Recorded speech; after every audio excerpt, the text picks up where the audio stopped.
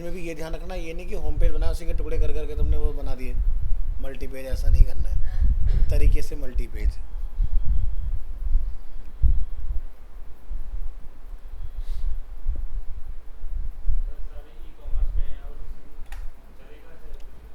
कुछ और भी ट्राई करो, सारे ई कॉमर्स नहीं होने। देखो ई कॉमर्स क्यों कहा जाता है सीख करने के लिए, क्योंकि उससे ना प्रॉपर्टीज़ बहुत सारी क्लियर हो जाती है, क्योंकि बहुत सारे माइक्रो कंट्रोलिंग होती है वहाँ पर। बट आपसे मान के चलो रेयर ही होगा कोई ई कॉमर्स बनवाएगा, तो नॉर्मल साइट्स बनाने की कोशिश करो, ई कॉमर्स नहीं।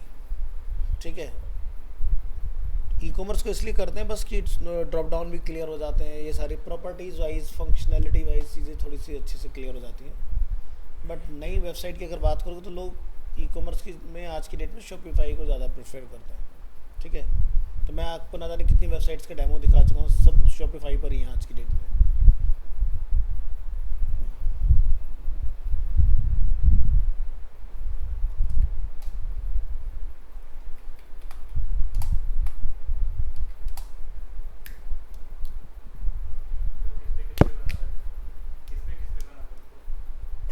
अपनी मर्जी है।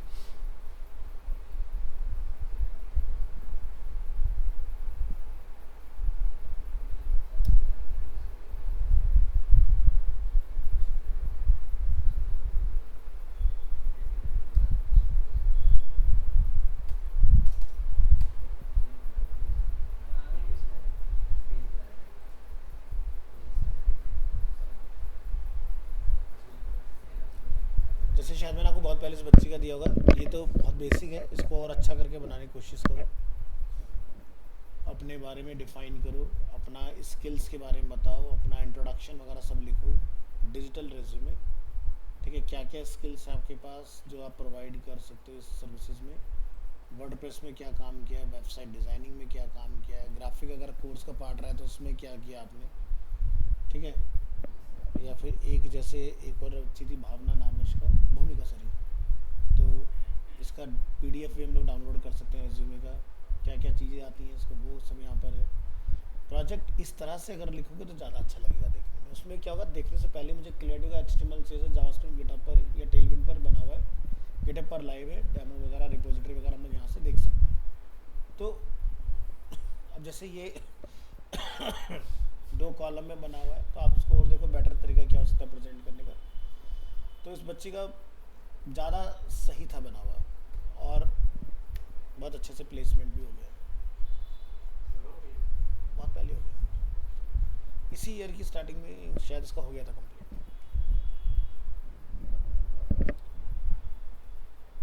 देखो काम बढ़िया करो।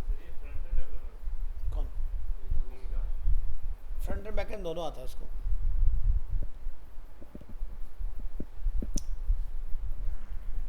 प्रीति बिहार के बच्चे हैं दोनों।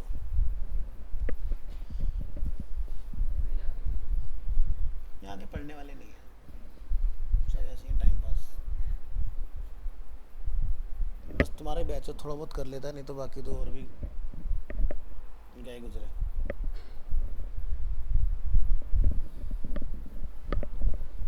तो इसलिए मैं बार बार कहता हूँ कि यार इतना टाइम अगर हमने लगाया किसी चीज़ के अंदर ना, तकरीबन 1 ईयर प्लस हो चुका है हमारे को, मई मंथ में हमने स्टार्ट किया था अपना, तो आउटपुट आउटस्टैंडिंग होना चाहिए और इंटरव्यू बहुत इजीली क्रैक हो जाना चाहिए तुम लोगों का।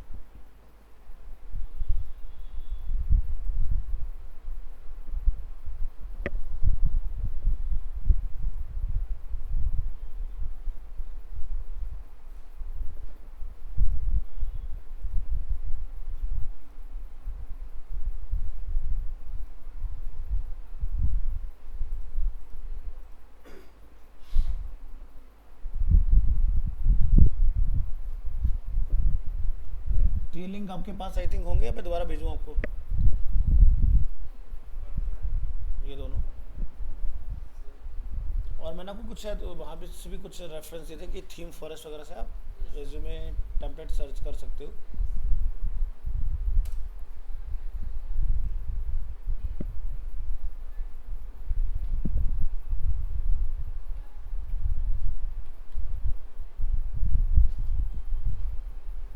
इंस्पिरेशन ले सकते हैं, एग्जैक्ट नहीं छापना है, इंस्पिरेशन ले सकते हैं। ठीक है, पर्सनल पोर्टफोलियो टेम्पलेट, जैसे यहाँ देखो,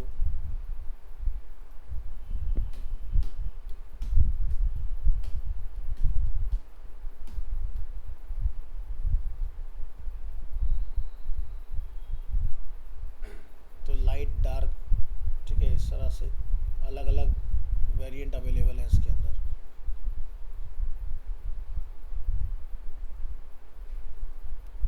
वन पेज मल्टी पेज दोनों डेमो है, ये सिंगल पेज वाला है, ठीक है। यहाँ पर नीचे आओगे, कहाँ कहाँ आप लोग काम कर चुके हो, टाइमलाइन आ गया, क्या क्या स्किल्स आते हैं अपने को, है ना। तो देख रहे हो वेब डिज़ाइनिंग का अपना है वो है, और यहाँ देखो UI UX, branding, visual story telling, responsive design, front end development, interactive prototyping, Figma, XD, Photoshop, सब कुछ मेंशन है। ये डिज़ाइन में है, ये डेवलपमेंट में, ये टूल्स हैं। अचीवमेंट्स क्या क्या हैं आपकी, रेज्यूमे को डाउनलोड करवाना चाहते हो, ठीक है, क्या क्या आप काम कर सकते हो, जैसे graphic, web development, brand identity, इस तरह की चीज़ें, क्या क्या प्रोजेक्ट्स हम लोग बना चुके हैं इन टर्म्स ऑफ डिज़ाइन। ये डमी डले हुए हैं, आप यहाँ पर अपने ओरिजिनल वर्क से रिप्लेस कर सकते हो, ठीक है। तो इस तरह का ऐसा कुछ ट्राई कर सकते हो, थोड़ा सा डिफरेंट दिखाई देगा बाकियों से। हमने देखा था कि साइड में टैब आ रहा है और इस साइड में टैब आ रहा है, इधर से क्लिक करते हैं अपने वो आता है, तो वैसा बना सकते हैं। जैसे मर्जी बनाओ, प्लस यहाँ से कलर वगैरह चेंज किया जा सकता है थीम के अंदर।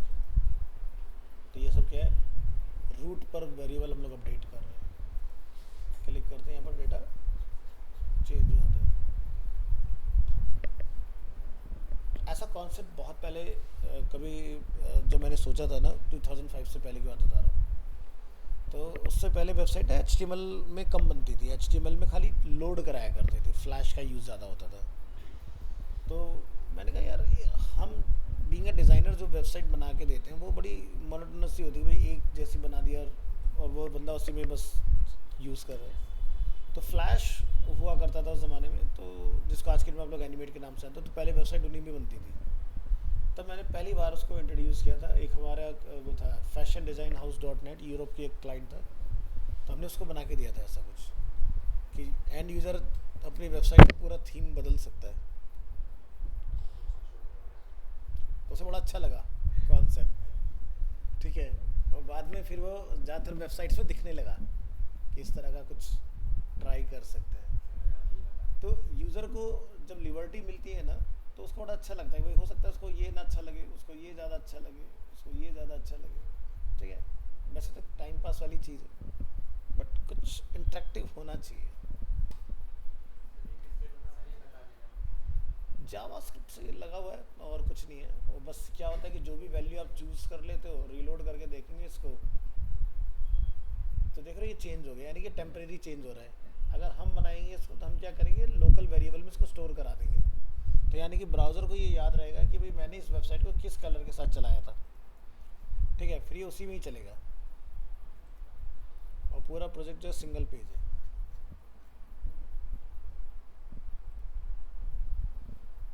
तो ये देखो यहाँ से इस तरह की वेबसाइट्स हैं, यहाँ पे आपको रेफरेंस वगैरह मिलेंगे, और सब लोग एक एक भी लोग हैं तो भी सबके पास अपना अलग अलग रहेगा। 6-7 लोग ही, तो सबके पास एक एक अपना खेलने के लिए बहुत है, अपने अलग अलग बना सकते हो, बट कुछ अलग ट्राई करो, ठीक है। जैसे कि ये भी एलिमेंट्स अलग भी है यहाँ पर कि कौन कौन से एलिमेंट्स हैं इसमें। तो देखो टाइपोग्राफी देख सकते हो, बटन्स, है ना, ब्लॉक लेवल पर बटन कैसा होगा, स्टाइल, ये अकॉर्डियंस है इसके अंदर।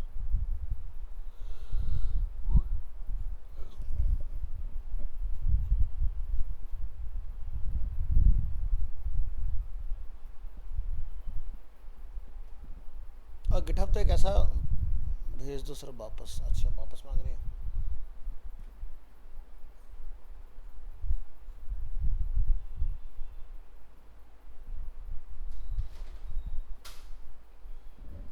ये तो लड़के को भेजना पानी दे देगा यार। सर नीचे नहीं सर ऊपर ये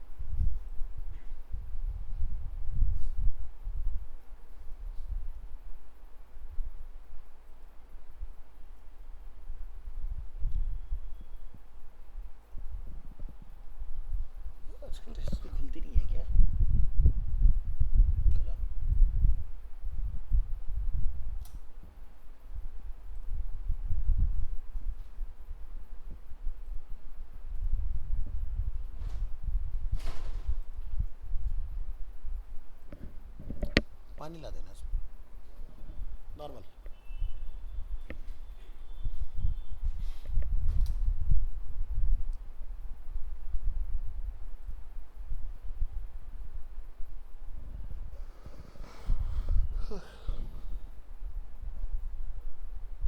ये भी देख लेना।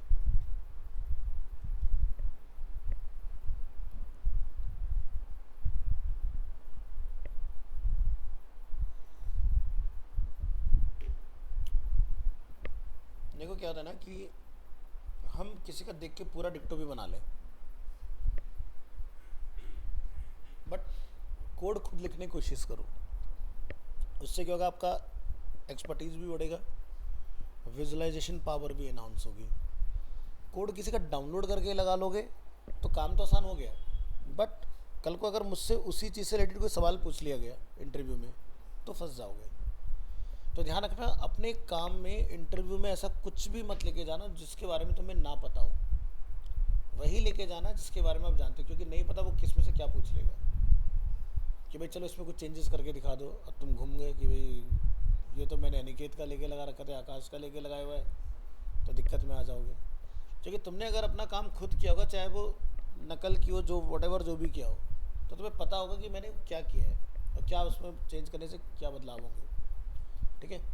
लेकिन किसी का अब जैसे वो नहीं आता एक सूजल, वो पूरा उठा के ले आएगा बिंदास, अब मैं उसका कोड खोल के देख लेता हूँ, कुछ पूछता हूँ ये लाइन क्यों लिखी उसे पता ही नहीं, उसको लगता है कि सर को कुछ पता ही नहीं।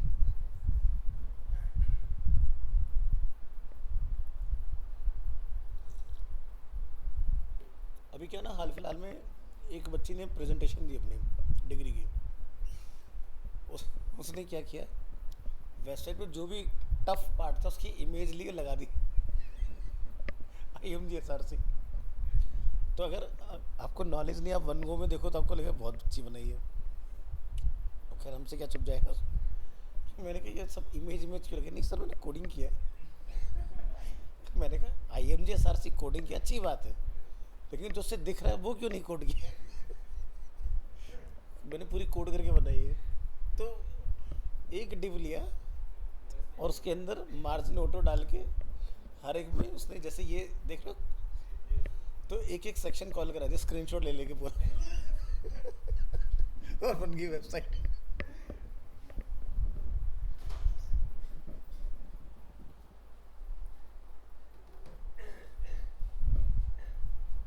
तो इतने भी खतरनाक शॉर्टकट नहीं होने चाहिए, टेम्परेरी कुछ देर में बनाना है। ये लो,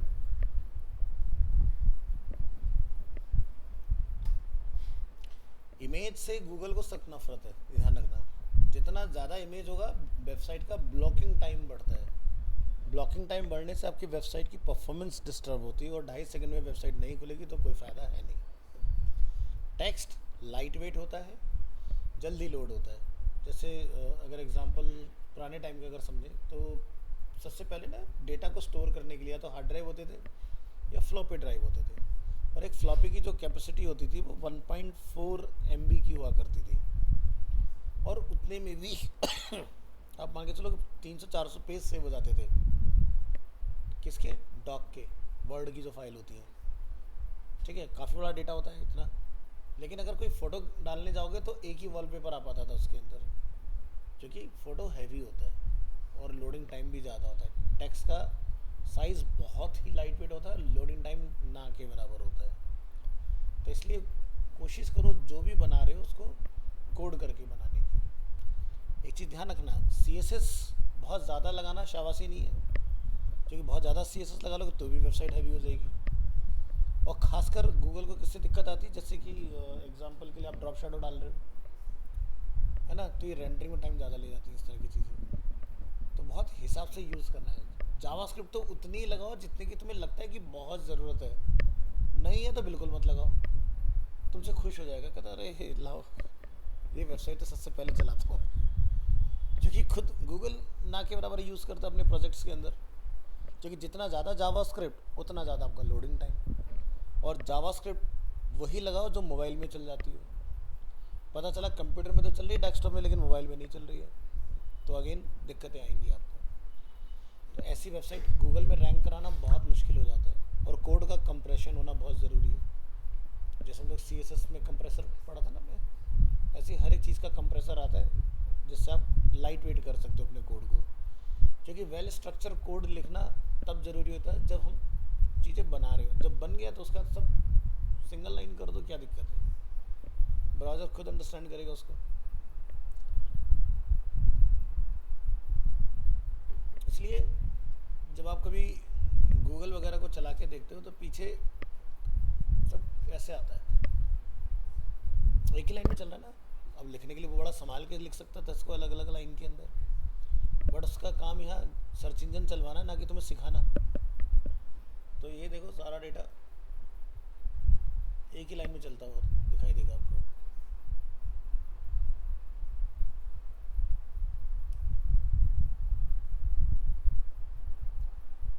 अभी हम देखो स्क्रॉलिंग में 50% भी पूरा नहीं करा हमने, इतना मैटर डला हुआ है। और यही अगर पूरे पेज पर अगर देखने जाओगे तो बहुत बड़ा कोड है।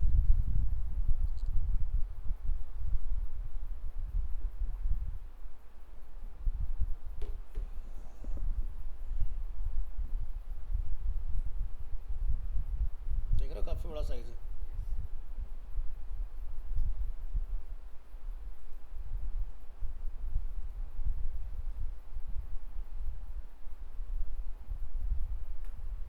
तो यहाँ पर रैप करके देखो, अब पता चलेगा कि कितना कोड है यहाँ पर, है ना। काफ़ी डेटा है इसमें।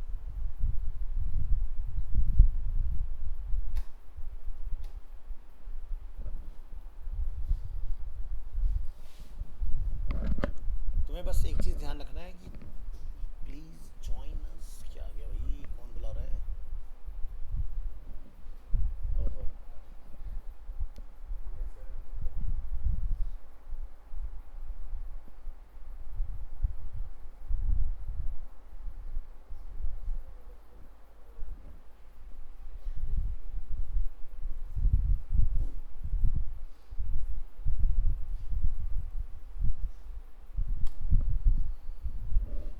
चलिए तो ज्ञान की बातें काफ़ी हो गई और ज़रूरी थी, ठीक है।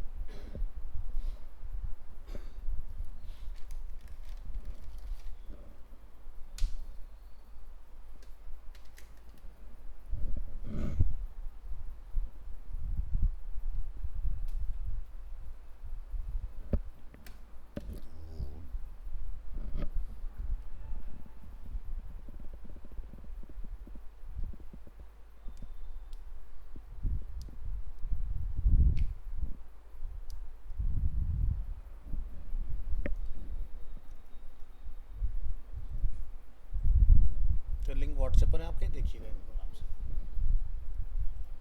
और देखते हैं कभी, हाँ जी। गिटहब से कोई प्रोजेक्ट डिलीट करना होता है। अरे बड़ा आसान है, गिटहब पे जाओ, साइन इन कर लेना यहाँ पर।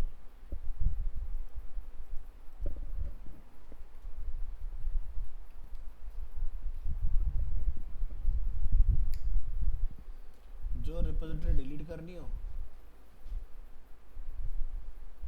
जैसे अनिकेत के नाम से पता नहीं हमने क्या डाला था, सेटिंग में जाओगे, सबसे नीचे आओगे, डेंजर जोन, ठीक है, और यहाँ से आई वांट टू डिलीट। जब डिलीट करने जाओगे तो यही नाम कॉपी कर लेना ऊपर से और फिर इसमें डालना एंड,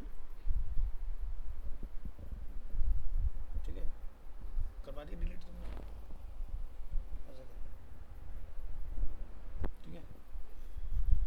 तो यहाँ पर बहुत सारी पड़ी हुई है। एक ये इंडोर प्लांट्स की हमने डाली थी 3 सितंबर 2024 को। हाँ, तो ये हमने जेसन होस्ट कर रखी है, यहाँ से प्रोजेक्ट चल रहा है। बाकी तो हम इसमें सब हटा सकते हैं। समझाएगा रिपोजिटरी कैसे हटाओगे? 32 रिपोजिटरीज हैं यहाँ पर टेस्टिंग के चक्कर में। तो जैसे ये पड़ी है टेस्ट साइट के नाम से, किसी एक रिपोजिटरी से मेरे इसमें वायरस भी आया है, इसलिए उसमें वो आता है कई बार, ठीक है।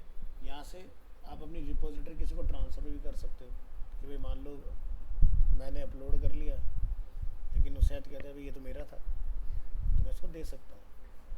तो ट्रांसफ़र के लिए यहाँ से हम लोग ट्रांसफ़र में जाएंगे, ऑनर को इनवाइट करोगे पहले, नहीं है तो यहाँ से एक नाम डिफाइन करो और यहाँ से इसको टाइप करके यहाँ से I understand and transfer the repository कर सकते हैं। तो पहली चीज़ सामने वाले पर्सन को यहाँ पर होना ज़रूरी है। यहाँ से विजिबिलिटी कि आपने लाइव किया हुआ है, लेकिन आपको लगता है अरे नहीं मेरे को इसको दुनिया को नहीं दिखाना, तो इसको प्राइवेट भी बाद में कर सकते हो। ब्रांच को डिसेबल करना है तो वो भी आप यहाँ से कर सकते हो। इस रिपोजिटरी को स्टॉप करके आर्काइव करके रखना चाहते हो तो वो भी कर सकते हो, तो रीड ओनली मोड में रह जाएगी सिर्फ ये। तो ये सारे काम हो जाते हैं।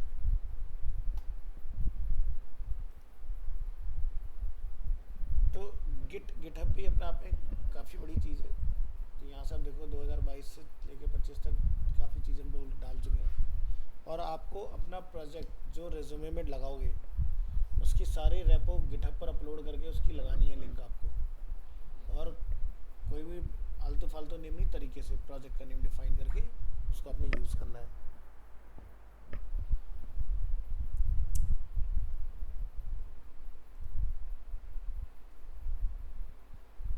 क्लियर हो गया?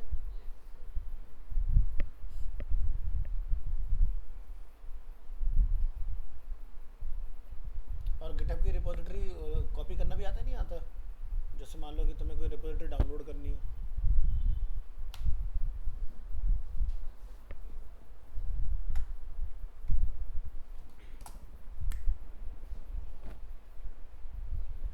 जैसे अपना VS कोड है, तो यहाँ पर आपके इसमें एक सा कुछ आता होगा, डाउनलोड गिट फॉर विंडोज़।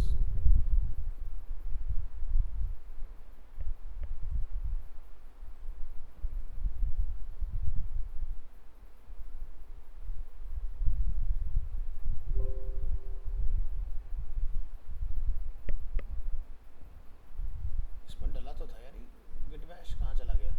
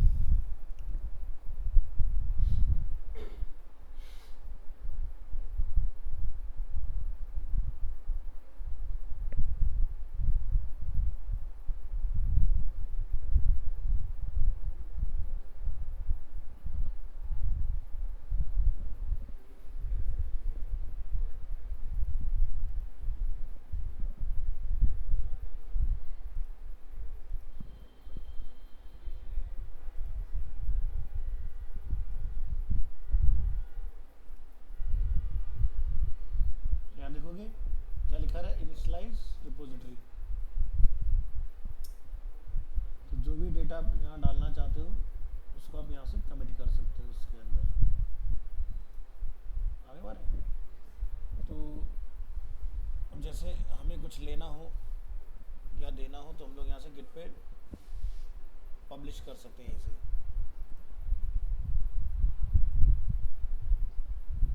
तो ये जैसे कौन सा महीना चल रहा है, अगस्त।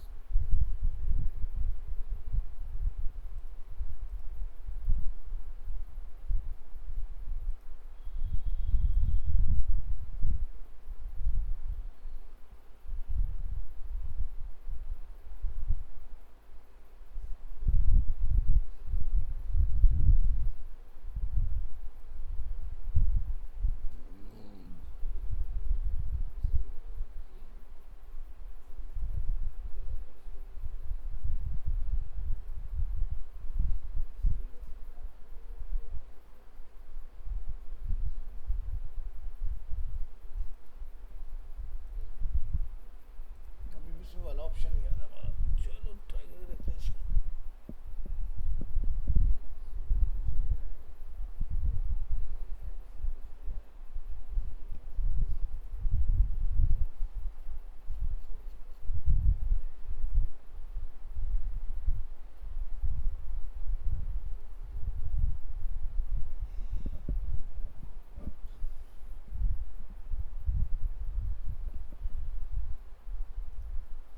एक्सटेंशन में आओ, एक और देखते हैं, गिट हब।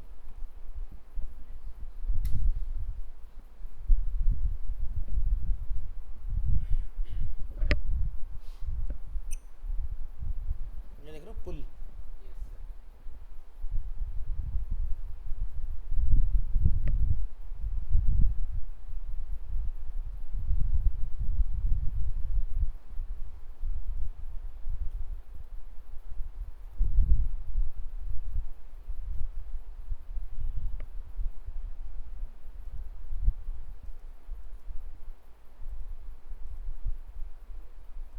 ये आ गया।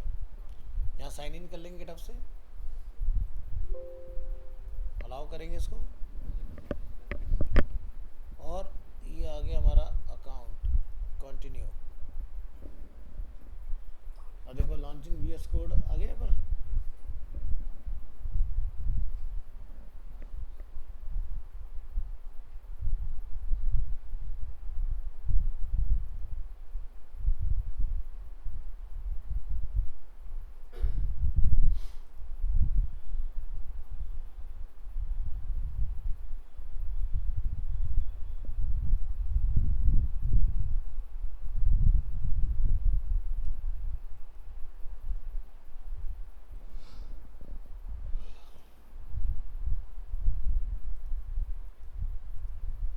Know remote match, configure remote.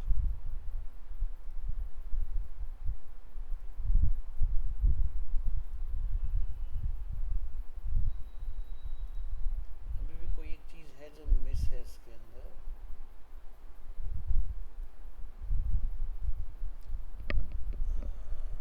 एक ना ऑफलाइन भी आता है गिटहब, चेक करके देखना डला है कि नहीं। डला तो है शायद ना।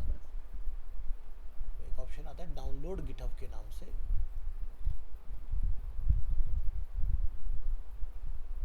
डेस्कटॉप, यार है।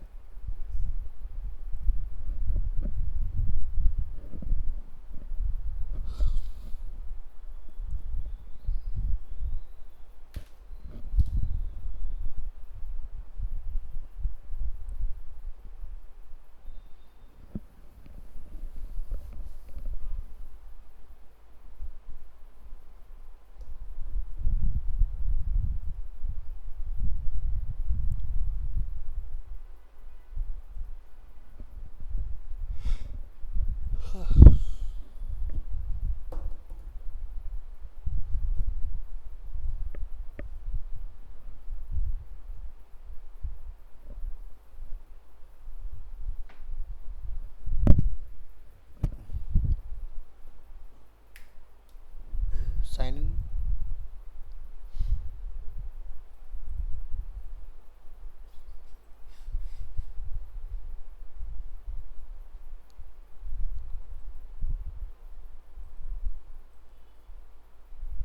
देखो आगे सारी रिपोजिटरी।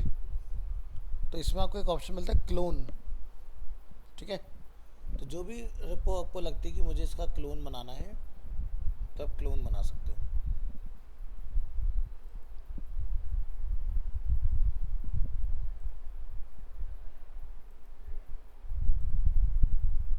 कहाँ बनाना चाह रहे हो, जगह बता दो।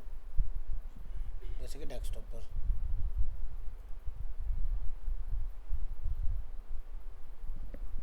और हो गई क्लोन। ठीक है, तो यानी कि जब हम यहाँ आएंगे, डेस्कटॉप पर जाएंगे, क्या दिख रहा है, बन गया।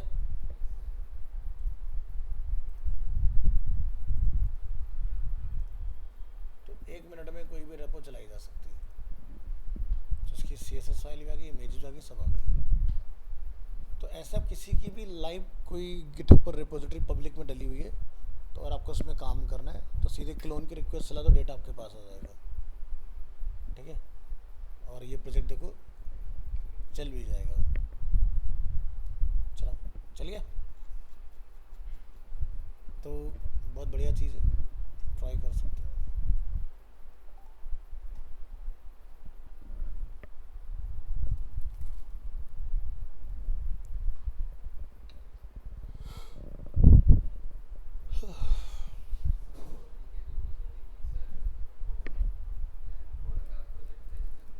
क्या, कौन पूछ रहा है? अनिकेत पूछ रहा है कि हाँ पढ़ा है तो देना तो जरूरी, नहीं तो नहीं क्यों पढ़ा क्यों है। रिएक्ट में टाइम लग रहा है तो 1 महीना मिल तो रहा है।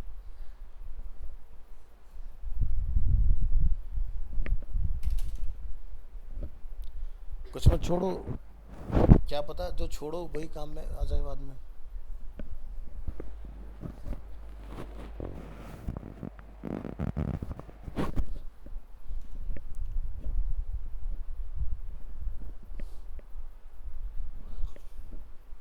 और लाइव जो कोई भी रैप आप देखते हो,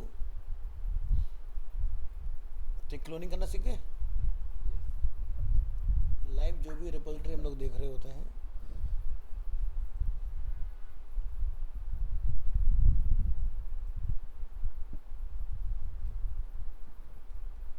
उसमें भी एक एक्सटेंशन आता है जैसे VS सम। अच्छा ये शायद बदला है इसके अंदर।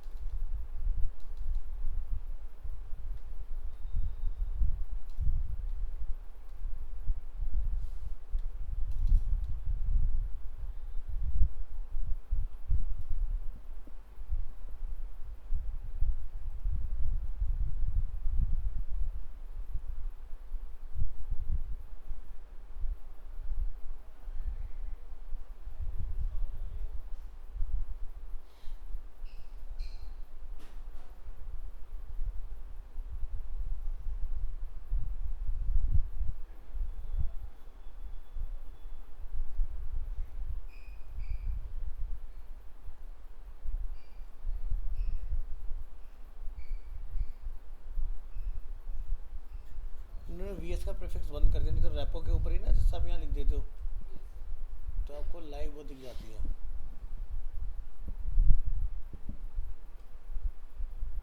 नहीं बंदी है, नहीं तो VS लगने पर ये क्या होता है, VS कोड में खुल जाता है ऑटोमेटिकली। इसने 2023 का कोई वीडियो डाल तो रखा है, एक बार जरा देखिए। So a member of you can use Visual Studio Code.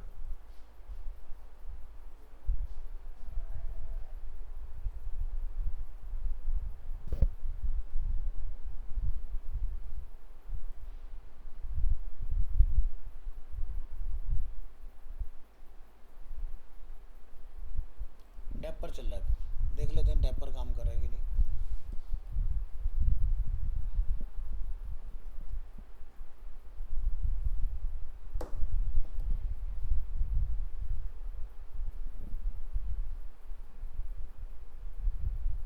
तो पहले जो वी एस से चलता था अब वो डैप पर है, तो एक एक्सटेंशन आपको यहाँ पर डालना पड़ेगा इसका, और उसके बाद में फिर आप यहाँ से देख पाओगे इसको।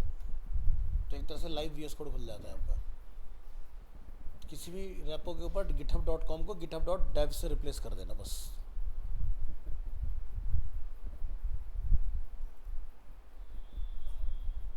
आ गया? तो लाइव आप यहाँ से इसका CSS HTML बढ़िया से चेक कर सकते हो। ठीक है, क्लियर है? .com को dev niches और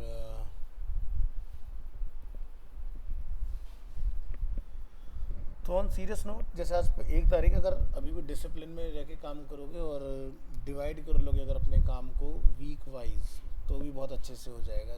ठीक है, वर्डप्रेस पे भी प्रोजेक्ट बनाओ, कुछ मत छोड़ो। ठीक है, वर्डप्रेस का गिटहब पर नहीं दिखा सकते हो, समझ में आता है, इन्फिनिटी पे डालो और वहाँ से उसका लिंक गिटहब में डाल दो। टैप करने पर तो चलाना है और न्यू टैब के लिंक लगाना, सेम पोर्टफोलियो को रिप्लेस नहीं कराना है। आचार्य पढ़ रखा है ना हमने, तो उसमें हम लोग क्या यूज़ करेंगे, टारगेट एट्रीब्यूट, टारगेट के अंदर ब्लैंक, तो पोर्टफोलियो के ऊपर नए टैब में आपके सारे प्रोजेक्ट खुल के दिखाई देंगे। और बार बार बोल रहा हूँ, टाइटल अच्छे से डिफाइन करना और डिस्क्रिप्शन वगैरह जो पढ़ रहे हो मॉर्निंग के अंदर एसईओ में या जो इस बैच में चलेगा उसको वहाँ पर अप्लाई करो। काम में फिनिशिंग दिखनी चाहिए, प्रोफेशनल वर्क दिखना चाहिए, ये नहीं कि बस बनाया उल्टा सीधा कुछ भी लाइव कर लिया हमने, ऐसे नहीं।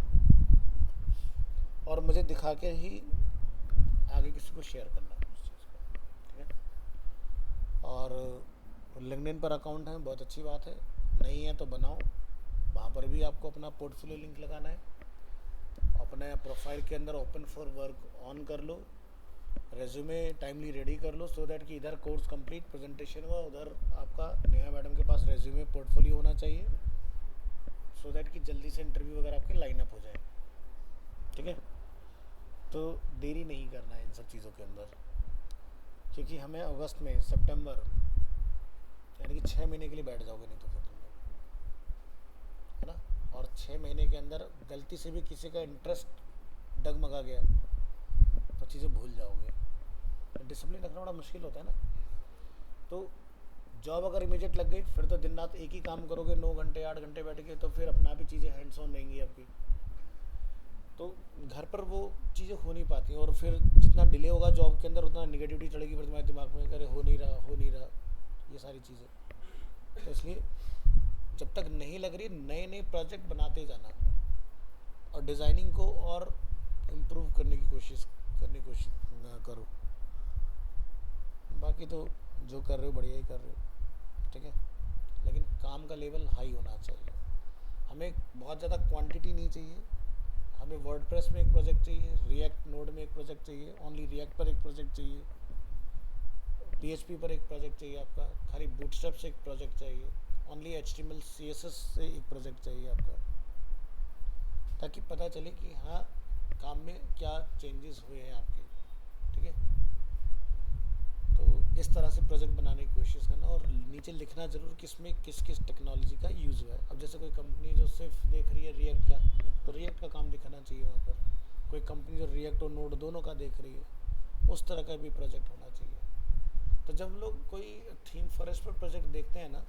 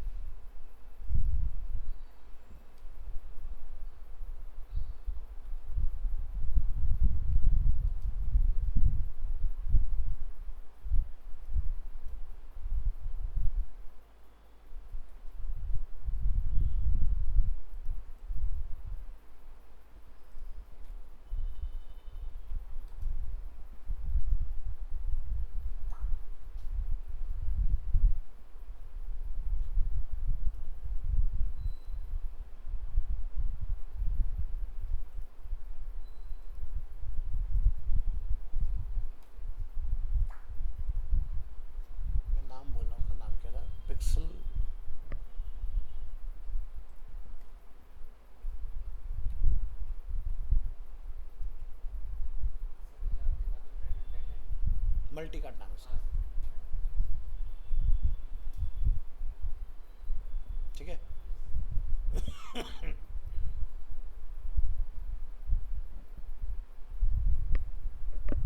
समझ आ रहा है? तो सब में बना हुआ है। तो ऐसे ही जब आप कोई प्रोजेक्ट बनाओ तो वहाँ पर अगर ऐसा कुछ कर पाओ कि also available on bootstrap, on react, on PHP MySQL, इस तरह से, तो आपका दिखता है स्किल्स फिर वहाँ पर, ठीक है। कि अभी आपको सब चीज़, अब देखो खाली बूटस्ट्रैप पर भी है, रिएक्ट पर भी है, HTML5, SAS, मैजेंटो,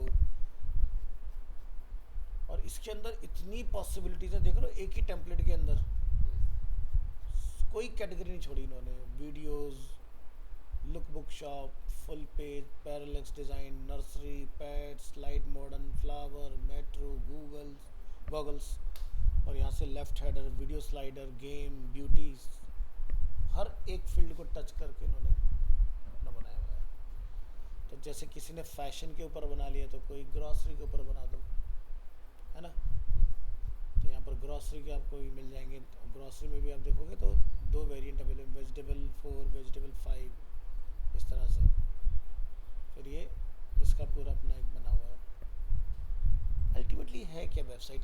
कॉलम्स है, 3 कॉलम, 4 कॉलम, 2 कॉलम, 10, वही सब चीज़ें आपने देखनी है। तो स्ट्रक्चर बहुत अच्छा होना चाहिए। बाकी आपका इमेज उसको कॉम्प्लीमेंट करता है, CSS कितना बढ़िया लिखा है, सर्च पर कितना फोकस करा रहे हो, ये सारी चीज़ें। तो ऐसी कोई भी डिज़ाइन देखो और फटाफट से बन जाना चाहिए, उसमें आपको दिक्कतें नहीं आनी चाहिए बनाने में, ठीक है। तो जब इंटरव्यू का टाइम आएगा ना और आपको टास्क मिलेगा तो आप 1 घंटे में बहुत ज़बरदस्त बना पाओगे चीज़ें। और जितना भी बने वो एरर फ्री होना चाहिए, ये नहीं उसके अंदर कमियां बहुत सारी छोड़ दी, तो वो नहीं होना चाहिए।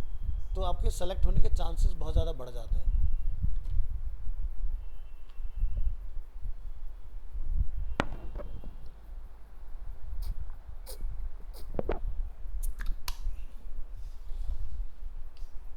अब फिनिशिंग पे काम करो। इसका रिस्पॉन्सिव क्या कहता है?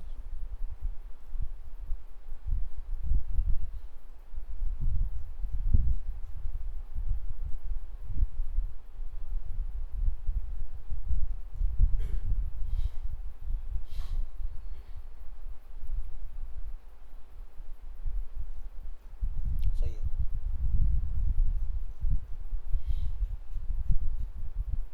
तो भाई वो शायद क्या गड़बड़ है इस वेबसाइट में? रिस्पॉन्सिव तो ये हो रही है, लेकिन दिक्कत क्या है? ऐसा भी तुमसे कोई पूछ सकता है इंटरव्यू में कि भाई बताओ क्या कमी है इसके अंदर, क्या सही कर सकते हैं। रिस्पॉन्सिव तो सही काम कर रहे हैं ना? Yes sir. यहाँ से ही देखो सब बढ़िया चल रही हैं चीज़ें। इस वेबसाइट का स्लाइडर, उस पर कुछ बटन है, मैं पढ़ ही नहीं पा रहा क्या लिखा हुआ है ना। तो इसके बैनर मोबाइल के लिए अलग बनाए जा सकते हैं, टैबलेट पे भी किसी काम के नहीं हमारे, है ना। तो ये सिर्फ लार्ज डिस्प्ले पर बढ़िया दिखाई दे रहे हैं।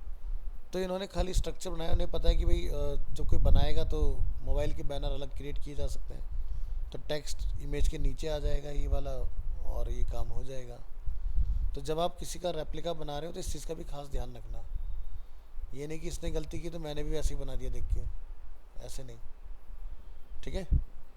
तो इसके आप बैनर अलग से रिक्रिएट करेंगे। और काफ़ी पेजेस हैं इसके अंदर, आप देखो जैसे ऑफ़र का एक डेडिकेटेड पेज है, ऑफ़र पे इन्होंने एक अलग अपना बना रखा है।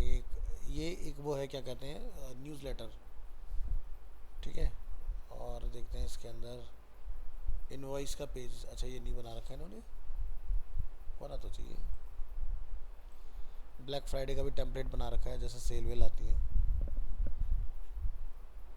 तो बाकी चीज़ों के लिए उन्होंने सिर्फ लैंडिंग पेज ही बनाए हैं शायद, मुझे जहाँ तक लग रहा है। वेंडर में अबाउट अस, हाँ।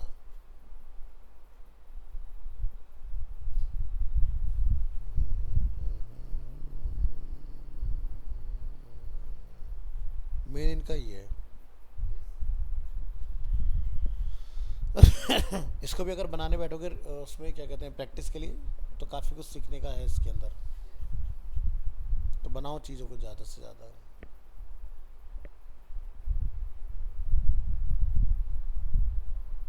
हमने क्या रिकॉर्ड कर लिया इसको यार।